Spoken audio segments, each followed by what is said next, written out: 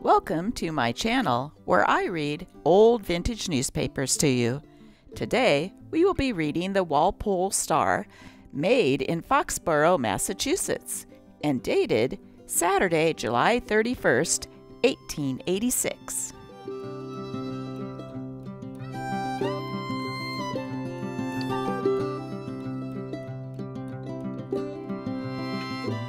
Our first news story is proof that some things never change.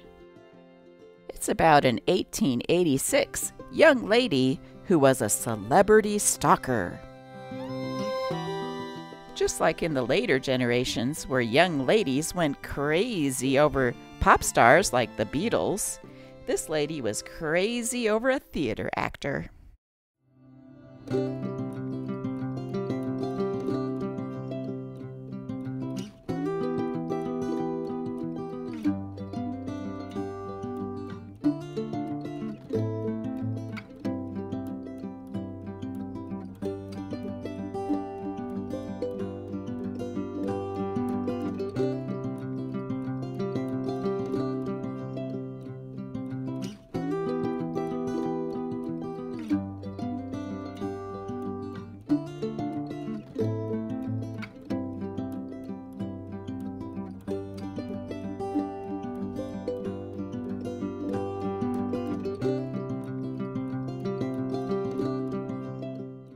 A severe lesson. You have become accustomed to the stories of silly girls and women who write compromising notes to actors, says a writer for the Brooklyn Eagle. Some of these stories are only designed to advertise the players who are said to receive the letters, and the comment is as true whether they get the letters or only say they do. I'm going to tell you a story of a series of letters sent by a New York girl to an actor and a gentleman whom no degree of advertising can benefit, for his position is far above such adventitious aids. The girl is now 19 and is the daughter of an ex-judge. A policy of indulgence has nearly spoiled her. It was so much easier to let her have her own way than to control her. She wrote gushing letters to the distinguished actor referred to. In them she told what seat she would occupy and what kind of bonnet she would wear at each one of the matinees she attended, in order to enable the actor to identify her beyond question. He got a friend to find out who just the silly child was.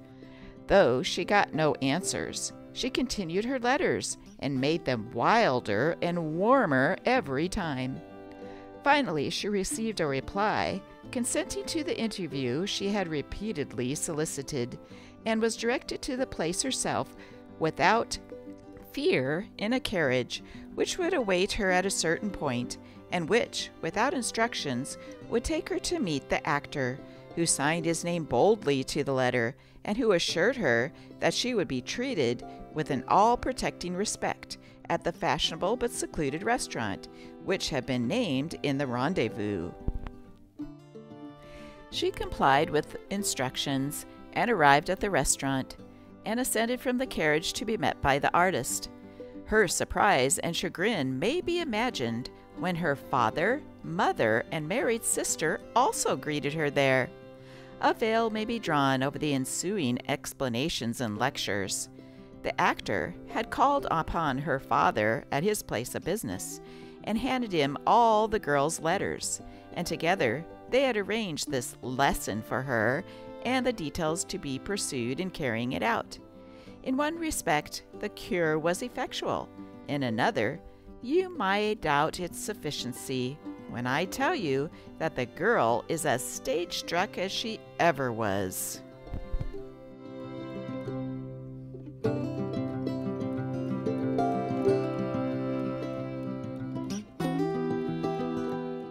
Did you know that in the 1800s there was a terrible problem of grave diggers who would open the tombs and steal the jewelry and anything of value, and even sell the corpses? Here's a story of how the people would fight back to protect the graves of their loved ones. Iron grave vaults. A Chicago man says the Tribune of that city went out to Rockford the other day to attend a funeral of a relative. As the coffin was being consigned to the earth, he noticed the interior of the grave was lined with ferns. This being something entirely new to him, he afterward asked why the ferns were there, and was told they concealed a metallic case into which the coffin was lowered. When the mourners left the cemetery, blacksmiths came and riveted an iron lid upon the case, thereby making it impossible for body snatchers to gain access to the coffin. Another device used is a case made of heavy boiler iron and so constructed that it locks itself from the inside after the coffin is lowered into the grave. Another device consists of a large sheet of boiler iron to which are driven about 100 16-inch spikes. This is placed in the grave on top of the coffin with the spikes pointing upward and with the space between the spikes filled with earth. If body snatchers attempt to rob the grave, they would find their efforts frustrated on digging down into the spikes, for there would still be a large amount of earth between the spikes that they could not remove in less than 48 hours. Look at these plans for a torpedo coffin, in which there is explosive embedded, so anyone opening it up would get a great big surprise.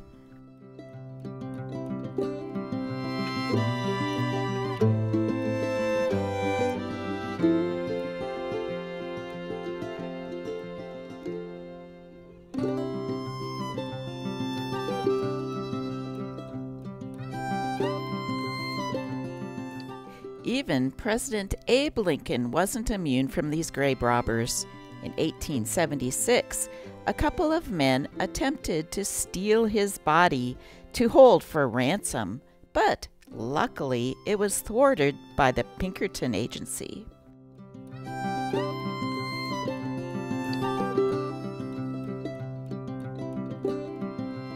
One-mile signal whistle, the loudest and most piercingly shrill whistle of its size made, can be heard up to 1 mile, the exact size of a .50 caliber U.S. government rifle cartridge made of burnished brass with nickel bullet, invaluable as a signal for teamsters, farmers, sportsmen, and all who wish to attract attention at a long distance. Hey, call your men to dinner with it.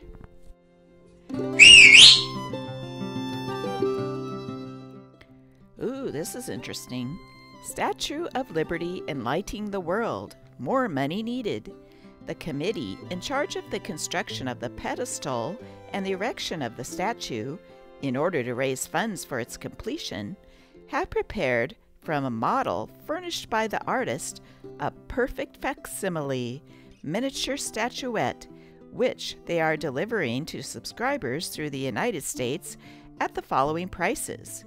Number 1 statue, 6 inches in height, $1 each. Number 2 statue, made in beautiful bronze and nickeled, $5 each. Or a number 3 statue, 12 inches high, finely chased statue, heavily silver-plated, $10 each. Much time and money have been spent in perfecting the statuettes, and they are much improved over the first sent out. The committee have received from subscribers many letters of commendation. The New York World Fund of $100,000 completes the pedestal, but it is estimated that $40,000 is yet needed to pay for the iron fastenings and the erection of the statue.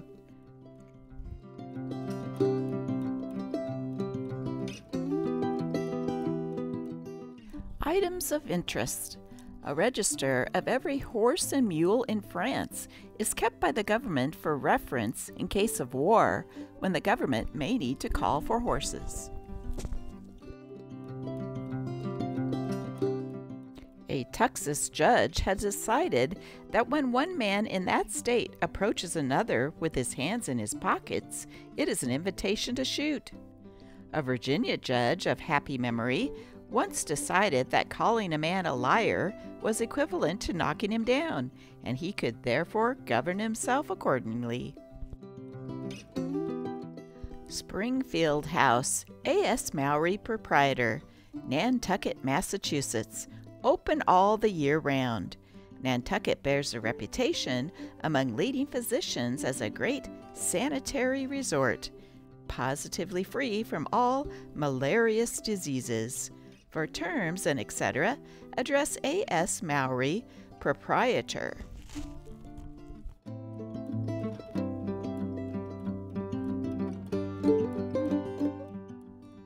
We'll end today's paper with the Boss Hog Guesser. But before we read that, I want to remind you that you can check out my second channel, Life in the 1900s Newspapers, that covers the 1900s, 1910s, 20s, 30s, 40s, 50s, ooh, even the 60s. Check it out.